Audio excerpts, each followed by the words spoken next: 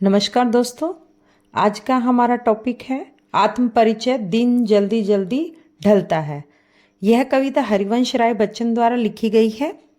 इसका पहला पद्यांश है, हो जाए न पथ में रात कहीं, मंजिल भी तो है दूर नहीं, यह सोच थका दिन का पंथी भी जल्दी जल्दी चलता है, दिन जल्दी जल्दी ढलता है।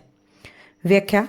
कवि इस कविता के द्वारा जीवन की व्याख्या करते हुए कहता है कि शाम ढलने से पहले जब यात्री चलने लगता है तब यह सोचता है कि कहीं रास्ते में ही दिन खत्म होकर शाम ढल ना जाए।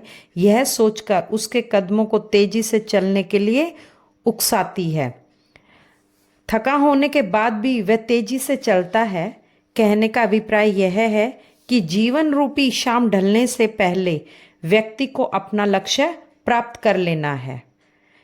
इस कविता के इस पद्यांश में महत्वपूर्ण बात है कि पहली बात, जीवन क्षणभंगुर है कि यह कभी भी खत्म हो सकता है या मौत कभी भी आ सकती है।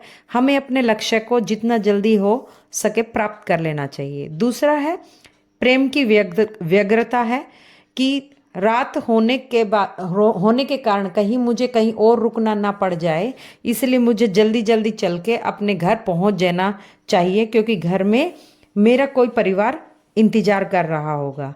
तीसरा है, पुनरुक्ति प्रकाश अलंकार है जल्दी जल्दी शब्दों में। चौथा, जीवन बिंब है, यानी समय परिवर्तनशील है, इस समय किसी के लिए नहीं रुकता।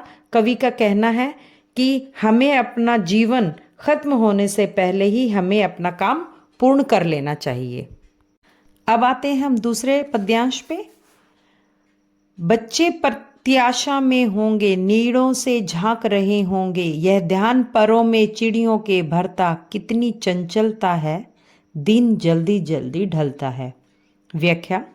कवि प्रकृति के माध्यम से यानी चिड़िया के माध्यम से समय के महत्व को समझाता है और वात्सल्य प्रेम की महत्ता बताता है।